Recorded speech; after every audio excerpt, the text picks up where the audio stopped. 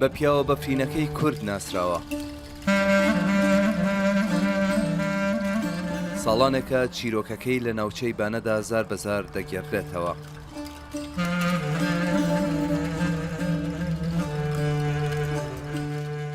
چەند ساڵێکیشە چالاکبانانی مەدەنی بانە ئەم پەیکەرەیان لە بەرزایی کەلیخان بۆ دروست کردووە،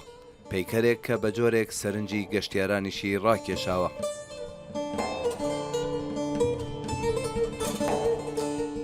وەکو بنکەی گەشەی فەرهەنگی بانە پێویستمان بەو کەسایەتیان نەبوو بۆ ئەوەی کە گەنجانی ئێمە ناوناوبانگی کەسانی لێهاتوو و شارەزای خۆیان بناسن و پێویست بەوە بوو کە ئێمە حەکایەت و داستانێک تاریف بکەین بۆ منداڵان و بۆ گەنجانمان کە لە جیاتی ئەوەی کە بەدەم حەکایەتەکەوانێ خەو بیان باتەوانێ لە خەو هەڵبستن. ڕەحمان گەردەنە ناسراو بە مامەڕەحە 145 ساڵ پێش ئێستا لە گوندی بنەخوێی کەلیخانی بانە لەدایک بووە.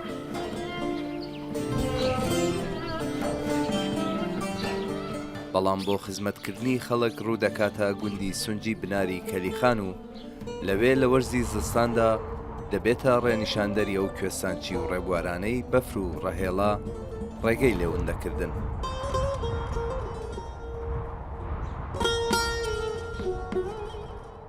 لەبەرەوەی کە کاروانیەکان و ڕێبوارەکانی کەلیخان لەو بەفروبۆرانەیە ڕێگاون نەکەن لە مەودای ڕێگاکەیە بە مەودای 50 یا 100 متر داری درێژی ئەبر لەگەڵ خۆی لە بەڕوار یا چنار یا مازوار ئەبڕووی لە مەودای ڕێگاکەیە ئەیچەخاند بۆ ئەوەی کە ڕێبوارەکان ڕێکەیان لێون نەبێ و لاڕێ نەبن.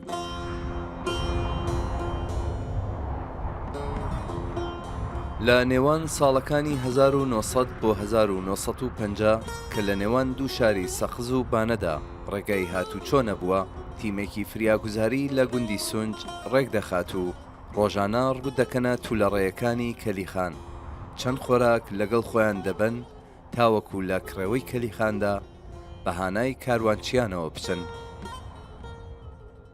لێرەوە کەسانێکی بەهاوڵ هەڵبژار لە کەڵەپیاوانی ئەو سەردەماکەوەکو خۆی چالاک و لێ هاتوو بوون لە گوندی بنەخێ و لە گوندی سەرسونج و لە گوندی قڕوچاو هەڵبژارد و شان بەشانی خۆی بردننی بۆ چالاکی لە کەلیخانە. ئەو ڕێگەی کە لەو بەرەوە ئەیبینین ڕێگایە بوو کە مامەڕەحە و هاوڵانی هاتوچیان پیا کرد بە درێژی مێژوو هەمانەیەکی لە شانا بوو کە ئەم هەمانە پڕ بوو لە بابۆڵە نان و ڕۆن و هەڵوا و خورما و شتانێکی تر کە پێویستی ژیان بوون ئەمانەی ئەبد لەگەڵ خۆیان هەمیشە بەشانیەوە بوو کە ئەگەی یە کاروانیەکان کەسێک کە زۆر ئەکەوتە مەترسی گیان لەدەستان خێرا بابۆڵەیەکی ئەهێنا دەرو ئەیا لێ دەستی و بەدەمیا ئاکرد بە زۆر بۆ ئەوەی بیخوا و هەڵسێتەوە سەر بێت.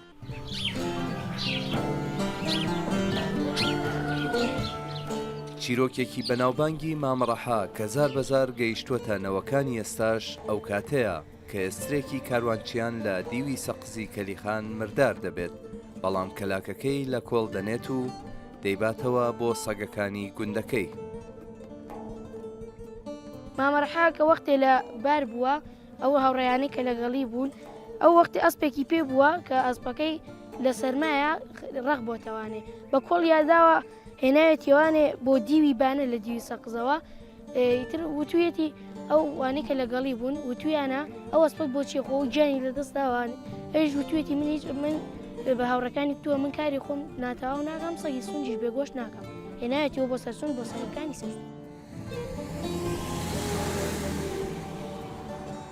مامەڕەحەی کەلیخان ساڵی 1959 زاینی و لە تەمەنی 82 ساڵیدا کۆچی دوایی کردووە، بەڵام چیرۆکی ئازایەتی و توانای ئەو لە نەوەیەکەوە بۆ نەوەیەکی دیکە دەگێڕێتەوە.